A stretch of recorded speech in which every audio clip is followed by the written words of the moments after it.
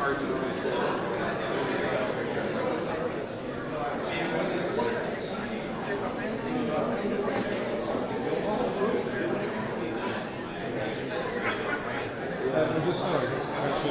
you?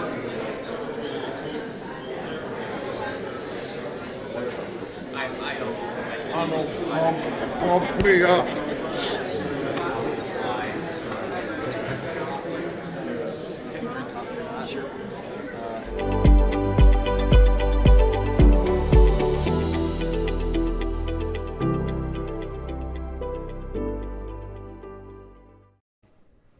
Hey guys, coming to you live from the Red Pill Expo here on Jekyll Island, and we are joined by one of my favorite people at this event. His name is Sheriff Richard Mack. If you've followed the Red Pill, I'm sure you've seen him before. If you know anything about law enforcement, I'm sure you've seen him before. He is the man who took on the federal gun control machine and won, and he has been training sheriffs all across the country on the importance of doing their job as it was intended, as a defender of the people's rights. He's also with the Constitutional Sheriffs and Peace Officers Association, phenomenal organization. Sheriff, thank you very much for being with us. Alex, it's great to be back with you. Thanks for having me. Absolutely, thank you.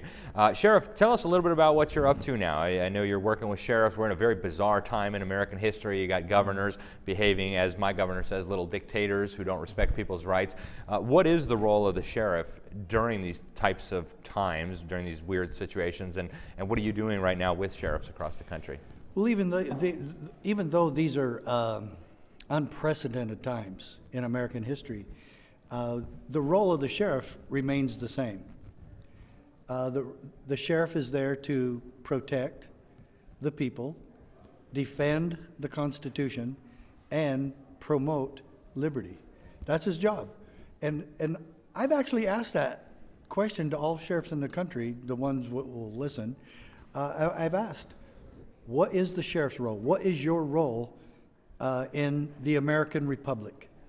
In our constitutional republic, what is your role? Is it just to run your jail?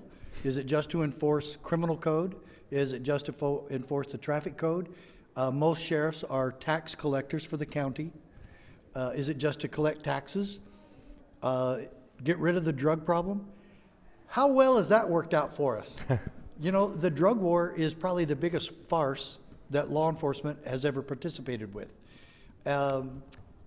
We have provided absolutely no benefit to our communities enforcing the drug laws, but we spend more time and money on it every year. And yet it has still provided no benefit. And why don't we give a careful analysis of that and really determine if that should continue? And so my question's still the same. What is your role?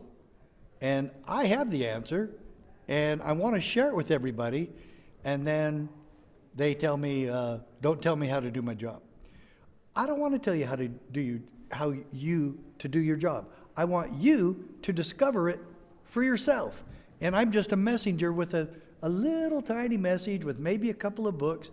And as you alluded to in introducing me, I sued the federal government, and I won a case at the United States Supreme Court. Sheriffs, don't you think you would want to know about the only time in U.S. history where a couple of small-town sheriffs sued the federal government and won? Especially, it was against the Clinton administration. So wouldn't you be at least a little bit curious about that? And the CSPOA, the Constitutional Sheriffs and Peace Officers Association, was literally born out of that lawsuit.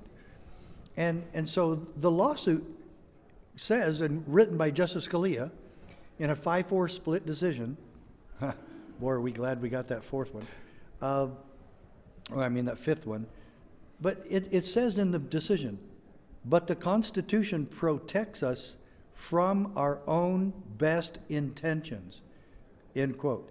Sheriff, I want to ask you, will you enforce that in your county? Will you make sure that the Constitution is protected and that you will enforce it and protect your citizens from the intentions of good-meaning or well-meaning governors? And we've already seen dozens, if not hundreds, of sheriffs across the country stand up and push back against their governors who think they're little Hitlers now. So we're seeing the truth. Are all the sheriffs and peace officers and chiefs of police, are they all wrong who stood for freedom in the last 6 months? Who's right? Who's wrong? Well, I guarantee you where my vote is. Yeah. Folks, this man here is the real deal.